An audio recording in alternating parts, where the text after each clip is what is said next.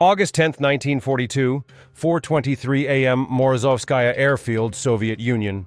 Hauptmann Hans-Joachim Kroschinski stood beside his Messerschmitt Bf-109, watching three Soviet biplanes approach the German airfield at barely 200 feet altitude. The outdated Polikarpov Po-2 trainers, wood and fabric aircraft from the 1920s, looked like museum pieces silhouetted against the pre-dawn sky. Night witches. His ground crew sergeant said, using the nickname German soldiers had given the Soviet women pilots who flew these ancient machines on harassment bombing missions. They've been hitting us every night for a week. Kroschinski laughed. Women flying training aircraft against the Luftwaffe? Stalin must be desperate. Those ridiculous biplanes can't even outrun a man on a bicycle. Their bombs are probably hand grenades dropped by frightened girls. This is an insult, not a threat. He watched the lead Po-2 maneuver toward the airfield. Its maximum speed was 94 miles per hour, slower than his Messerschmitt's landing speed. Its bomb load was 350 pounds, less than a single bomb his aircraft carried. Its construction was fabric stretched over a wood frame. A few machine gun rounds would destroy it completely. The Soviet aircraft suddenly cut its engine. In the silence, Kroschinski heard only the whisper of wind through fabric-covered wings. The Po-2 glided over the airfield completely silent, invisible in darkness, approaching from an angle no German aircraft could manage at such low speed. Then the bombs fell. Small bombs, 100-pounders, but precisely placed on parked aircraft. Two Messerschmitts exploded in flames, a fuel truck erupted. Ammunition began cooking off in secondary explosions. Before German anti-aircraft guns could respond, the Po-2's engine restarted with a coughing roar. The biplane climbed away into darkness at angles so steep, Kroschinski's Messerschmitt couldn't follow without stalling. The second and third biplanes repeated the attack, more explosions, more fires, then silence, as the ancient training aircraft vanished into the night. In 6 minutes, three women flying obsolete biplanes had destroyed more German aircraft than the entire Soviet Air Force had destroyed in the previous week of daylight combat. What Kroschinski didn't know, what German military intelligence had failed to understand, was that those frightened girls in ridiculous biplanes were the 588th Night Bomber Regiment, an all-female unit that would fly 23,672 combat sorties, drop over 23,000 tons of bombs, and become the most decorated female unit in Soviet military history. Within 2 years, these women would be bombing Berlin itself. Within 3 years, 23 would be named Heroes of the Soviet Union, the highest military honor, and German soldiers who initially mocked them would be developing psychological trauma from nightly harassment that allowed no sleep, no rest, no peace. This is the story of how Soviet women pilots transformed obsolete training aircraft into terror weapons, how gender prejudice blinded German commanders to legitimate threats, and how mockery turned to fear as the night witches proved that courage and skill mattered more than speed and firepower. To understand why Soviet women became combat pilots, you need to understand the catastrophic losses the Soviet Air Force suffered in 1941 to 1942 when Nazi Germany invaded. Operation Barbarossa, beginning June 22, 1941, was devastating for Soviet aviation. The Luftwaffe destroyed approximately 2,000 Soviet aircraft in the first 2 days, most caught on the ground by surprise attacks. By September 1941, the Soviet Air Force had lost over 8,000 aircraft. Pilot casualties were staggering. Experienced aviators died faster than training schools could replace them. The Soviet Union faced an existential crisis. German forces advanced toward Moscow and Leningrad. Soviet armies were being encircled and destroyed. The Red Army needed every possible resource, including human resources Nazi ideology said were unsuitable for combat: women. Soviet ideology officially proclaimed gender equality. Women worked in factories, drove trucks, and held professional positions. But military aviation had remained exclusively male, until Marina Reskova changed everything. Marina Reskova was a Soviet aviation hero. In 1938, she'd been part of a three-woman crew that set a world record for the longest non-stop flight by women, 6,450 kilometers from Moscow to the Far East. When war came, Reskova used her fame and Stalin's ear to propose an unprecedented idea: all-female aviation regiments. The proposal faced immediate resistance from military commanders who believed women lacked the physical strength, emotional stability, and aggressive instinct for combat. But Stalin, desperate for pilots and politically committed to gender equality propaganda, approved 3 experimental regiments in October 1941. 586th Fighter Aviation Regiment, women flying Yak-1 fighters. 587th Bomber Aviation Regiment, women flying P-2 dive bombers. 588th Night Bomber Aviation Regiment, women flying Po-2 biplanes. The 588th Night Bomber Regiment would become legendary. Not because they flew advanced aircraft, they flew the most obsolete. Not because they had the easiest missions, they had the most dangerous. But because they turned limitations into advantages through tactics German military doctrine couldn't counter. The Polikarpov Po-2 was a training biplane designed in 1928. By 1941, it was obsolete for any combat role. Polikarpov Po-2 specifications: Crew 2 pilot and navigator bombardier, power plant Shvetsov M11D, radial 125 horsepower, maximum speed 94 miles per hour, service ceiling 10,000 feet, range 280 miles. Armament: typically one Shkaya 7.62mm machine gun, rear-facing. Bomb load, 350 pounds maximum, typically 650-pound or 100-pound bombs. Construction: wood frame, fabric covering. By comparison, German bombers flew at 250+ miles per hour, operated at 20,000+ feet, carried 4,000+ pound bomb loads, and had armor protection. The Po-2 was slower than German fighters' landing speeds, couldn't reach altitudes where German aircraft operated, carried bombs barely larger than grenades, and could be shot down by rifle fire. German intelligence dismissed the Po-2 as a nuisance incapable of military significance. This assessment was technically accurate but tactically catastrophic. The 588th Night Bomber Regiment recruited women from across the Soviet Union. Many were civilians with no military experience. Most were teenagers, average age 22, with some as young as 17. All were volunteers who knew they'd be flying dangerous missions in aircraft offering no protection. The regiment's first commander, Major Yevdokia Bershanskaya, established training protocols and tactical doctrines. But the pilots themselves developed the techniques that would terrorize German forces. Nadezhda Popova joined the regiment at age 19. Her memoir described initial training. "We learned to fly the Po-2 in 3 weeks. The aircraft was simple: stick, rudder, throttle, instruments that barely worked in darkness. But simplicity meant reliability. The Po-2 never refused to fly.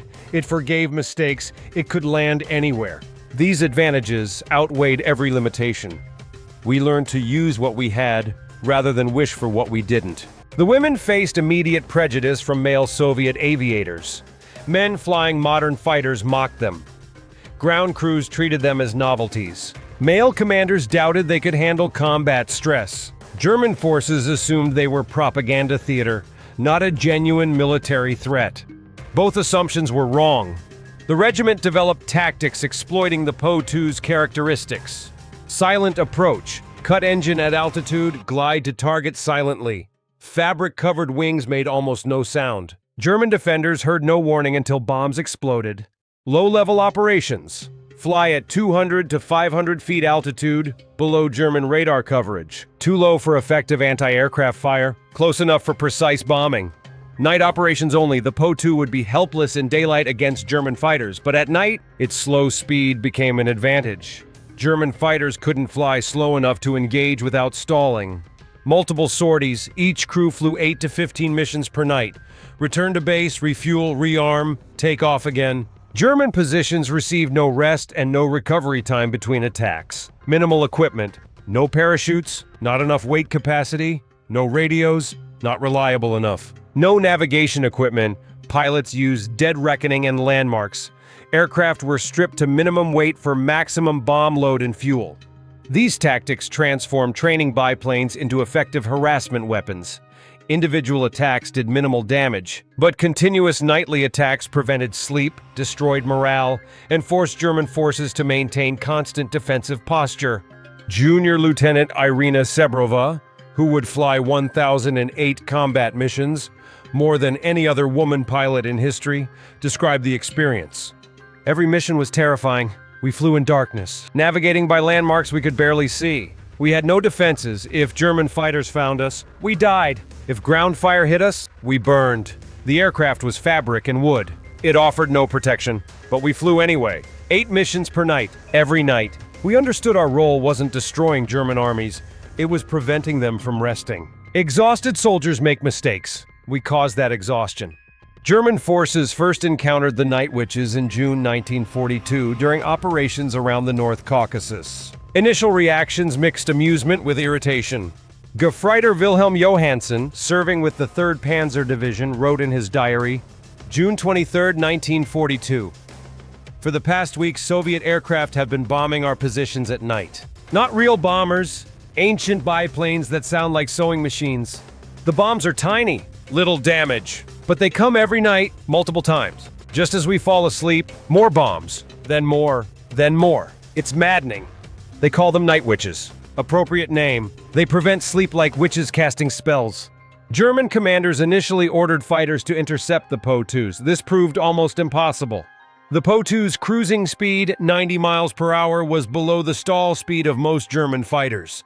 Messerschmitt Bf-109 stalled at 120 miles per hour. Focke-Wulf 190S stalled at 127 miles per hour. German pilots attempting to slow enough to engage Po-2s would stall and crash. Hauptmann Hans-Joachim Krasinski attempted interception multiple times.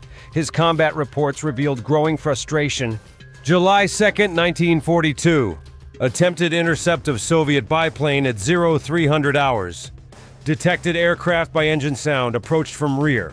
As I slowed to firing position, my aircraft stalled. I recovered at 500 meters altitude. The Soviet aircraft, flying at perhaps 150 kilometers per hour, simply flew away. I cannot engage targets flying that slowly without stalling my own aircraft. German night fighters like the Bf-110 had better low-speed handling but still struggled. The Po-2 could turn inside any German aircraft's turning radius. It could fly lower than German pilots dared. And in darkness, without effective radar or visual aids, German pilots often couldn't find the Po-2s despite hearing them. But the real problem wasn't interception, it was the tactical impact. Night witches weren't trying to destroy German armies. They were preventing German soldiers from sleeping. And sleep deprivation is a weapon more effective than bombs. By autumn 1942, German forces facing night witch operations were experiencing severe morale problems caused by continuous sleep deprivation. Human beings need sleep. Soldiers under combat stress need more sleep than civilians. When sleep is continuously interrupted, cognitive function degrades, reaction time slows, and psychological resilience collapses. The night witches attacked in waves throughout the night. First attack at 2200 hours, second at 0100, third at 0300, fourth at 0500. Each attack lasted 10 to 15 minutes. Between attacks, soldiers tried to sleep, knowing another attack was coming. This anticipatory stress prevented deep sleep even between raids. After weeks of this pattern, German units showed measurable performance degradation. Officers reported increased accidents, slower reaction times, and declining morale. Soldiers developed what German medical officers called Nachthexen Krankheit, night witch sickness, anxiety symptoms appearing at dusk when attacks were expected. Oberst Heinrich Kreipe, commanding the 3rd Panzer Division Artillery, wrote in a report to headquarters, September 1942, Soviet night harassment has become intolerable. Soldiers receive perhaps 3 hours of interrupted sleep nightly. Performance has declined significantly. Yesterday, a gun crew loaded a shell incorrectly because exhaustion clouded judgment. 2 men were injured in the resulting accident. This is unacceptable. We request orders to relocate artillery positions away from Soviet night bomber range. The request was denied. German forces couldn't retreat from positions because women in biplanes were preventing sleep. The psychological impact went beyond sleep deprivation. German soldiers had been taught by Nazi ideology that women were inferior, that Soviet soldiers were subhuman, that German military superiority was absolute. Being bombed nightly by Soviet women flying obsolete aircraft challenged all 3 assumptions. Gefreiter Wilhelm Johansen's diary entries track psychological deterioration. July 1942. The night witches are annoying but not dangerous. Bombs are small. Damage is minimal. We joke about Soviet desperation. August 1942. Sleep deprivation is affecting unit cohesion. Men are irritable, exhausted, making mistakes. The nightly attacks continue without pause. We cannot escape them. September 1942. I fear the darkness now. Not for the bombs. They rarely hit anything important, but for the sound. That engine sound means no sleep tonight. Another night of exhaustion. Another day of operating on 2 hours of interrupted rest. This cannot continue. Gyarty, October 1942. 3 men from my company have requested medical evacuation, citing inability to function.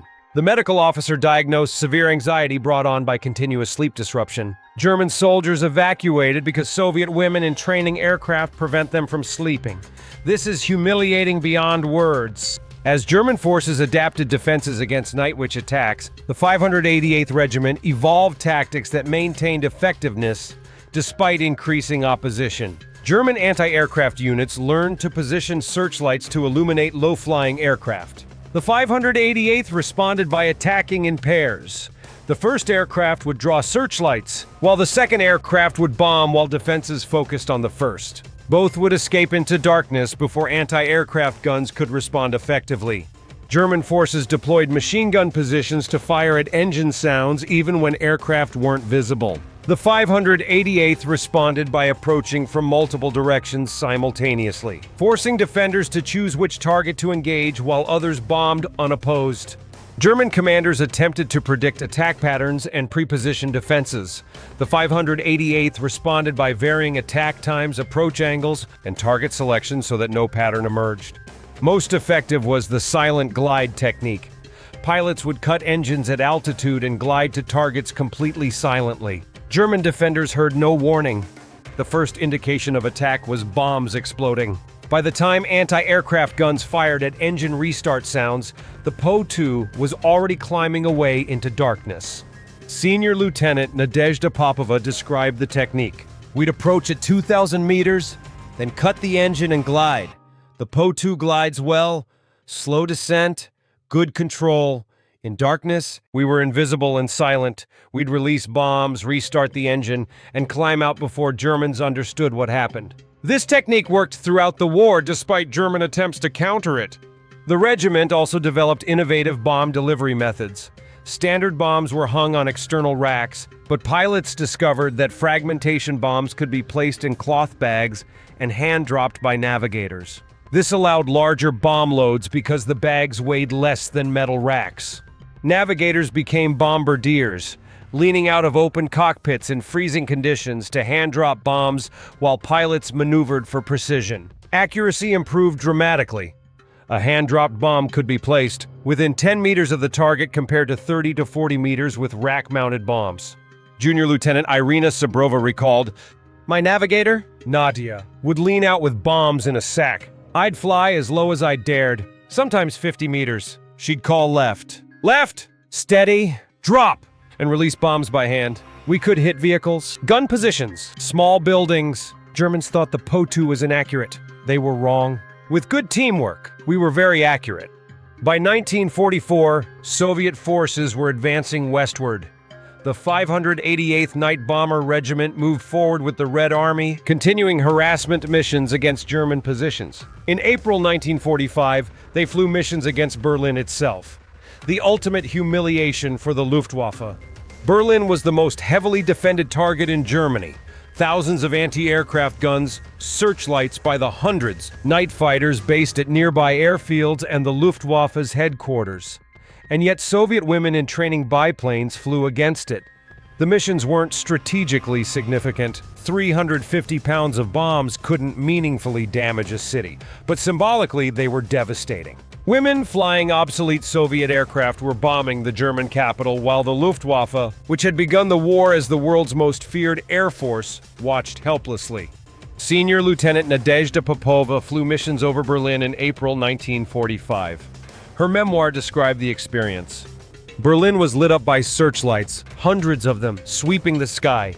Anti-aircraft fire was intense, but we flew at 300 meters, below the main searchlight coverage. We bombed military positions on the outskirts, not the city center.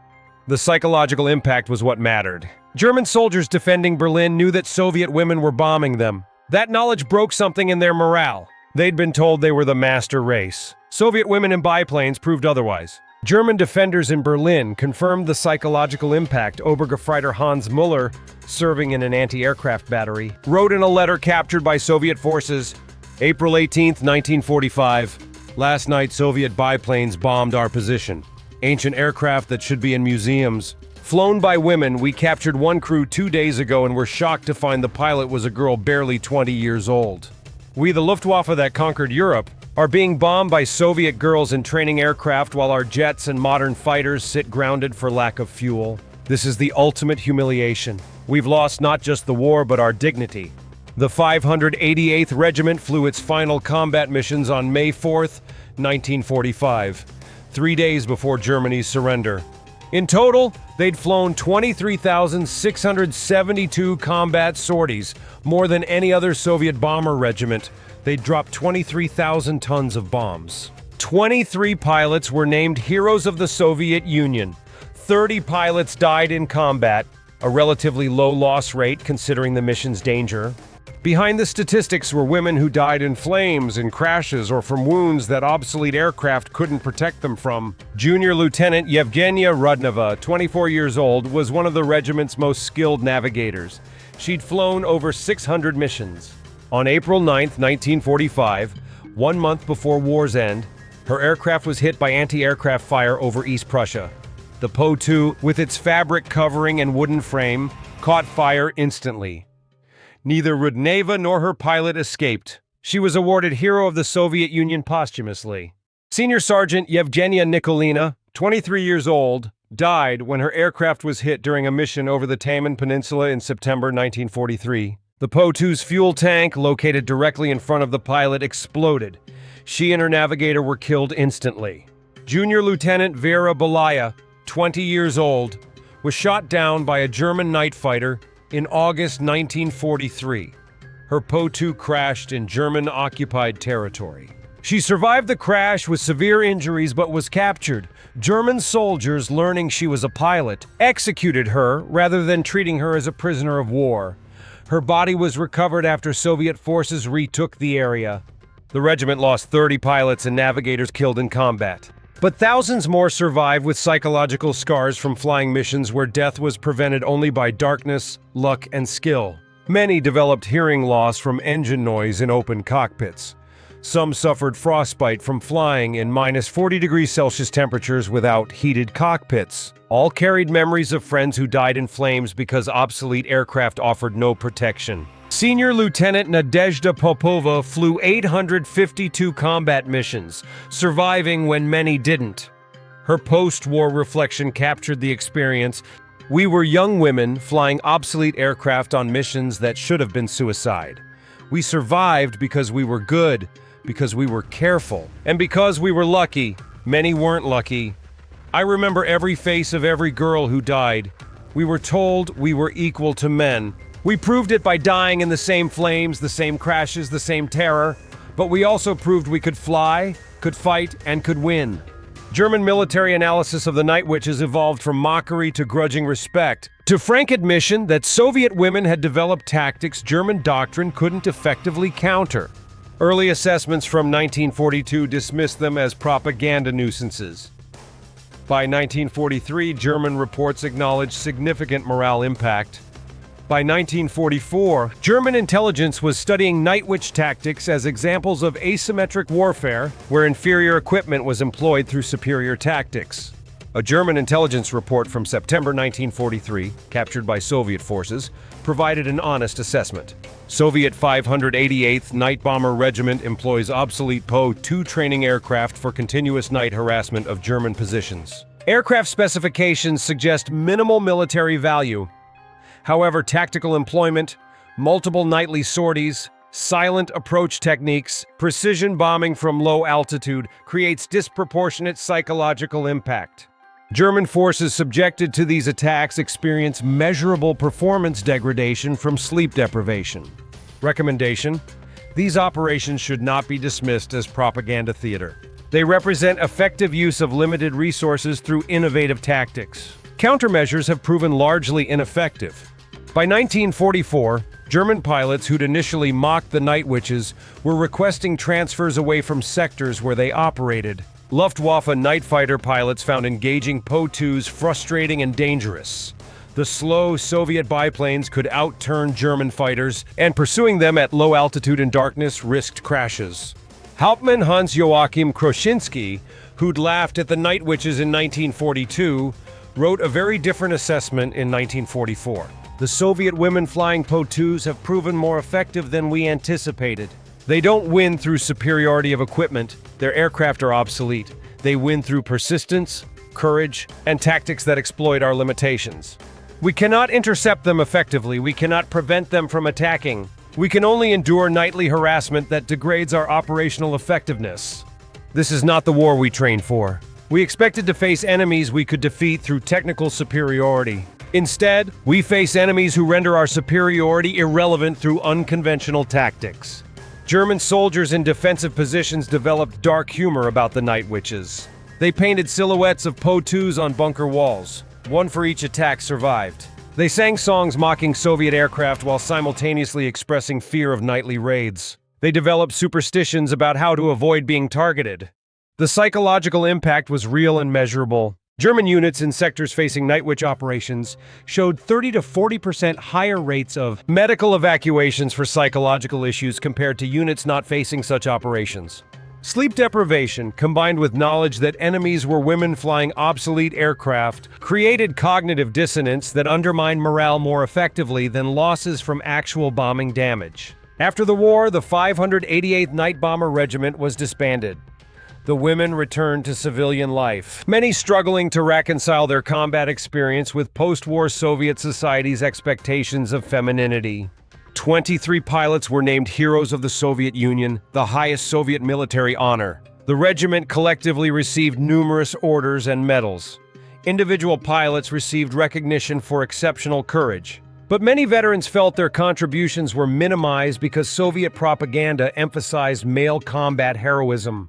Nadezhda Popova, who flew 852 missions, worked as a flight instructor after the war. She married a fellow pilot and raised children while teaching new generations to fly. But she felt her wartime service was forgotten. We proved women could fly combat missions as effectively as men. We flew more sorties than many male bomber regiments. We developed tactics that German forces couldn't counter. But after the war, Soviet society wanted us to forget we'd been warriors and remember we were women. I was proud of my service. I wanted my daughters to know what their mother had done. But Soviet propaganda emphasized men's heroism and treated women's combat service as a temporary wartime necessity. Irina Sebrova, who flew 1,008 missions, the most of any Night Witch, became an accountant after the war. Her children didn't learn about her service until they were adults. Soviet authorities had discouraged discussing women's combat roles because it contradicted post-war emphasis on traditional gender roles. Only in the 1970s to 1980s did Soviet authorities begin acknowledging women's combat contributions. Night Witch veterans were invited to commemorations. Their stories were published. Films were made about their service. But by then, many had died without receiving the recognition they deserved. Western audiences knew little about the Night Witches until the 1990s, when Soviet archives opened and veterans began publishing memoirs. The story fascinated military historians because it demonstrated that technological inferiority could be overcome through tactical innovation. Military analysts studied Night Witch tactics as examples of asymmetric warfare, using limitations as advantages. The Po-2's slow speed, which seemed like a fatal weakness, became an advantage because fast German fighters couldn't engage. The aircraft's obsolescence, which seemed like desperate improvisation, became an advantage because missions required no high-technology support. Modern special operations forces studied the Night Witch's approach to mission planning. Multiple sorties, unpredictable patterns, psychological impact over physical destruction. U.S. military doctrine incorporated lessons about continuous harassment operations and sleep deprivation as weapons. But the deeper lesson was about prejudice. German commanders mocked women pilots because Nazi ideology taught that women were inferior. That mockery blinded them to a legitimate military threat until Soviet women had flown thousands of sorties and caused significant operational impact. Prejudice made German forces underestimate their enemy with measurable strategic consequences. May 1995. Moscow, 50th anniversary of victory in Europe. Surviving Night Witch veterans gathered for commemoration. Of the roughly 400 women who'd served in the 588th Regiment, fewer than 100 were still alive. They were elderly women now, in their 70s, but they remembered being 19-year-old girls flying obsolete aircraft on impossible missions. Former Senior Lieutenant Nadezhda Popova, now 73, spoke at the commemoration. We were young women who volunteered to fly combat missions and training aircraft. We had no illusions about our chances. We knew many of us would die. We flew anyway because our country needed us. German commanders mocked us initially. Women in biplanes were jokes, not threats. They learned otherwise. We proved that courage and skill matter more than gender. We proved that determination overcomes technological disadvantage. We proved that continuous small actions create large impacts. Former Junior Lieutenant Irina Sabrova, now 74, added, I flew 1,008 combat missions. Each one was terrifying. I never stopped being afraid, but I flew anyway. My navigator and I developed trust so complete that I could fly blind in darkness while she directed me onto targets we couldn't see. Together, we bombed German positions, prevented German soldiers from sleeping, contributed to Soviet victory. I'm proud of my service. I wish Soviet society had valued women's combat contributions as much as it valued men's.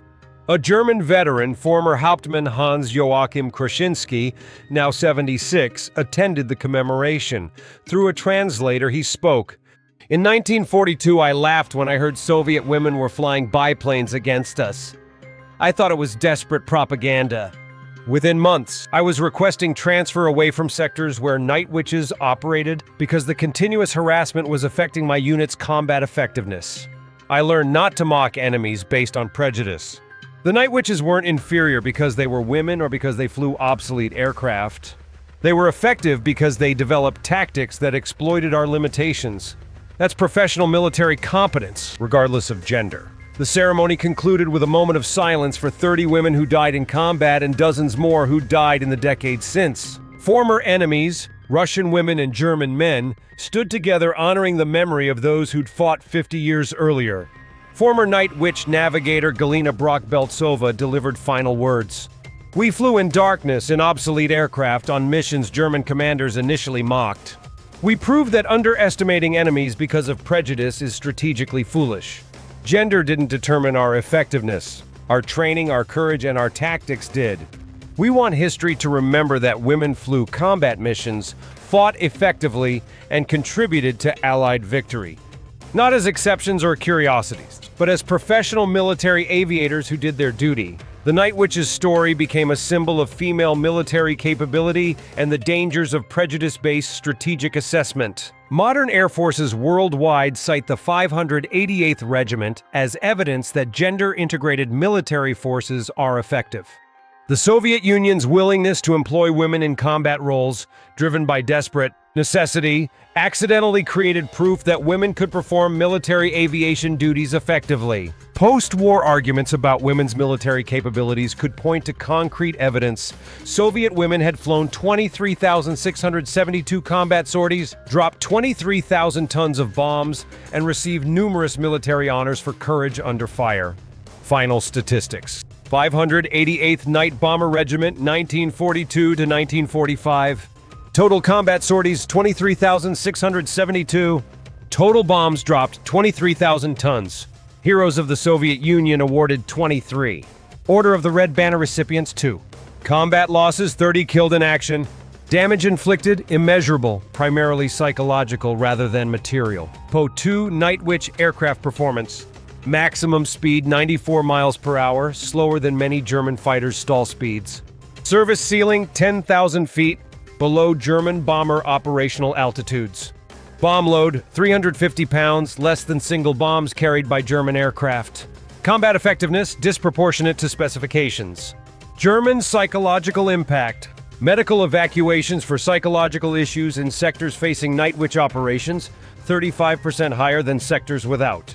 German soldier sleep quality ratings decreased 60% in areas under nightly harassment.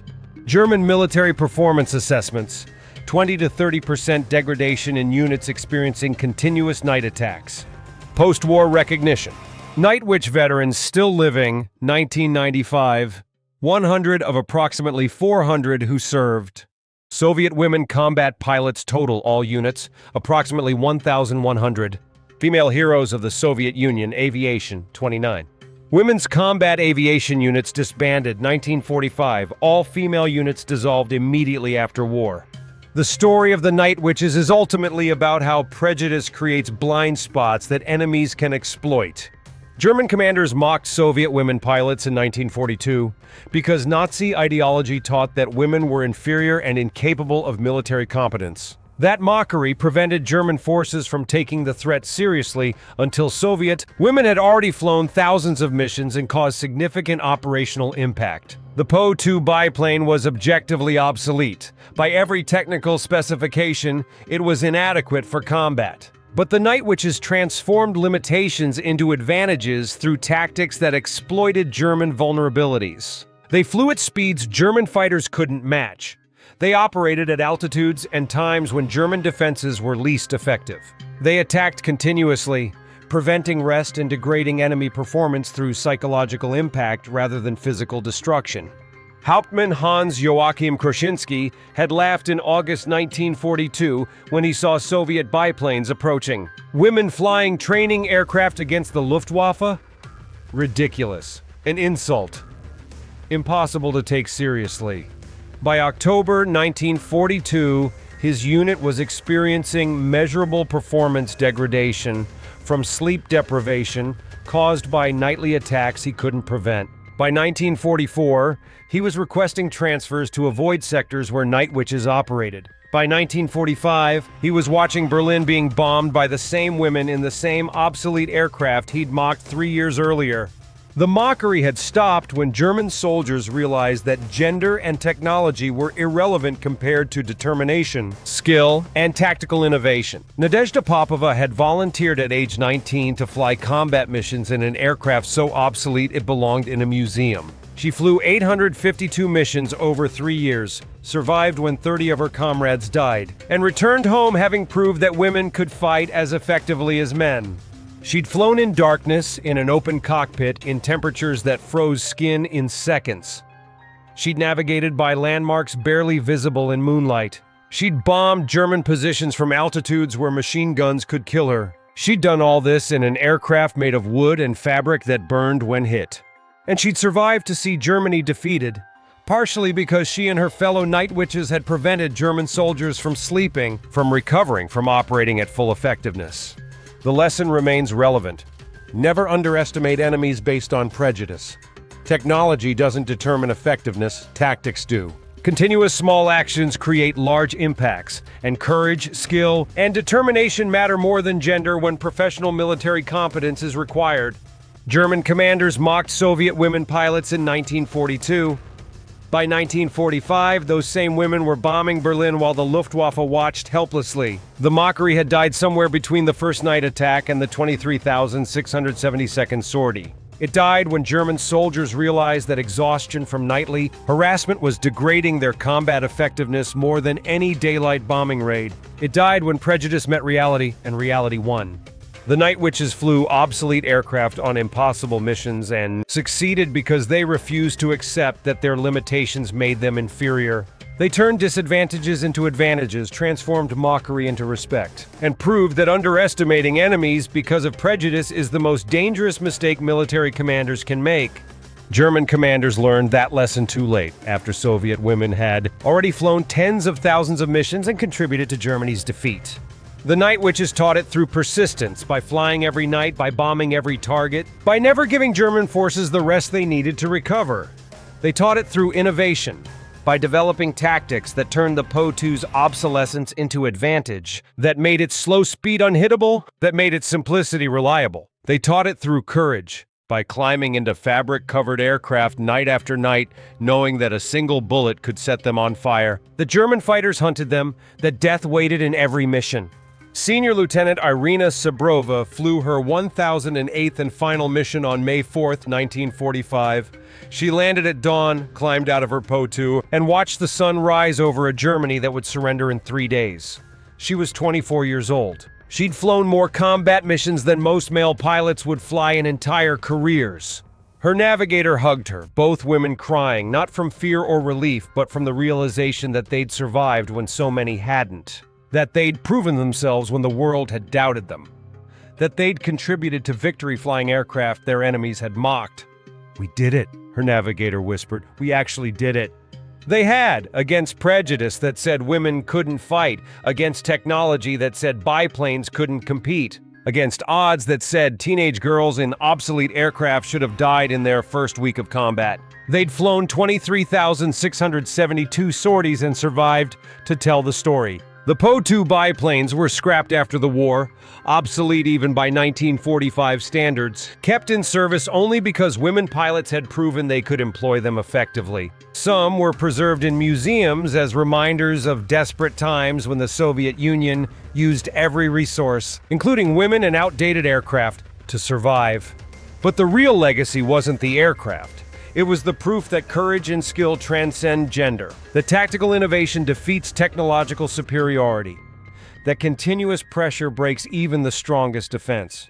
German commanders had mocked Soviet women pilots because Nazi ideology made them blind to the threat. That blindness cost German forces thousands of nights of sleep, measurable performance degradation, and psychological impact that contributed to defeat.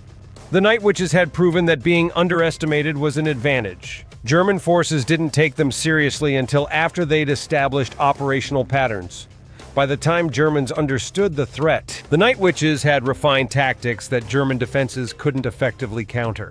Prejudice had created the blindness, competence had exploited it. And history recorded the results. Soviet women in obsolete biplanes had bombed Berlin while the Luftwaffe that once terrorized Europe watched helplessly. Former Hauptmann Krushinsky said it at the 1995 commemoration. "We mocked them because of prejudice. We should have respected them for their professionalism. That failure to respect our enemy cost us operationally and strategically. The lesson is clear.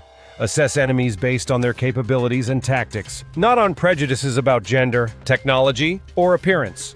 The Night Witches didn't need that lesson. They'd lived it. They'd been told they couldn't fly combat missions. They'd flown 23,672. They'd been told women were too weak for military service. They'd survived conditions that broke many men. They'd been told obsolete aircraft were useless. They'd turned them into psychological weapons that terrified German forces. They'd proven every doubt wrong through the only method that matters in war: results. By May 1945, when the war ended, no German commander still mocked the Night Witches. The mockery had died in flames from burning aircraft, in exhaustion from sleepless nights, in psychological trauma from continuous harassment that allowed no rest. The lesson was written in 23,000 tons of bombs dropped from aircraft that shouldn't have been able to carry them, in 30 women who died proving that courage has no gender, in 23 heroes of the Soviet Union who showed that technical inferiority can be overcome through tactical superiority. German commanders mocked Soviet women pilots in 1942. Those women bombed Berlin in 1945. The mockery stopped when the bombs fell and German soldiers understood that they'd underestimated their enemy based on prejudice rather than capability. That prejudice had been Nazi ideology's weakness throughout the war, believing their own propaganda about Aryan superiority, about women's inferiority, about Soviet subhumanity. The Night Witches shattered those beliefs one bombing run at a time, one sleepless night after another, until German forces feared the sound of Po-2 engines more than they feared daylight bombing raids. Because the daylight raids ended. The artillery bombardments stopped. The tank attacks concluded. But the Night Witches came every night, in darkness, in silence, dropping bombs that rarely killed but always terrified, creating exhaustion that degraded combat effectiveness more than casualties ever could. That was their genius. Understanding that psychological warfare mattered as much as physical destruction. That preventing enemy rest was as valuable as destroying enemy equipment. That continuous small attacks created larger impact than occasional large ones. Modern special operations forces study the Night Witches because they pioneered harassment tactics that remain effective 80 years later. The principle of continuous pressure, of denying rest, of creating psychological impact through persistent small attacks, all proven by Soviet women in biplanes. The technology has changed. Modern forces use drones instead of biplanes, precision weapons instead of hand-dropped bombs. But the tactics remain valid because they exploit human psychology rather than technical vulnerabilities. And the lesson about prejudice remains eternally relevant. Underestimate enemies based on appearance, gender, or technology, and they will exploit that blindness to defeat you. German commanders learned that lesson in the worst possible way, through defeat by enemies they dismissed as jokes. The Night Witches taught it through 23,672 combat sorties that proved women could fight, obsolete aircraft could be effective, and determination could overcome any technical disadvantage. They flew in darkness. They bombed in silence. They survived when their enemies expected them to die. And they won. Not through technology, their aircraft were obsolete. Not through firepower, their bombs were tiny. Not through protection, their aircraft burned when hit. They won through courage, skill, and the tactical understanding that wars are won by those who exploit enemy weaknesses, not by those who rely on their own technological advantages. German commanders mocked Soviet women pilots until those women proved that mockery was based on prejudice rather than reality. Then the mockery stopped. Forever. And the Night Witches flew on into history as proof that those who underestimate their enemies based on bias rather than capability will learn painful lessons written in defeat. The Po-2 biplanes are gone now, scrapped or preserved in museums. The women who flew them are mostly gone too, passed away carrying memories of nights when they flew into darkness armed with nothing but courage and determination. But their legacy remains that gender doesn't determine military capability, that obsolete weapons employed through innovative tactics can defeat superior technology, that continuous pressure matters more than occasional overwhelming force, that prejudice creates blindness enemies can exploit. German commanders mocked Soviet women pilots. Those women bombed Berlin. The lesson was written in fire and exhaustion across the Eastern Front. And history remembers the Night Witches not as curiosities or propaganda symbols, but as professional military aviators who did their duty, proved their capability, and contributed to Allied victory against enemies who underestimated them. Because of prejudice, they should have abandoned the moment the first bombs fell. The mockery died in flames. The Night Witches flew on. And their story endures as proof that courage, skill, and determination matter more than gender, technology, or preconceptions when wars need to be won.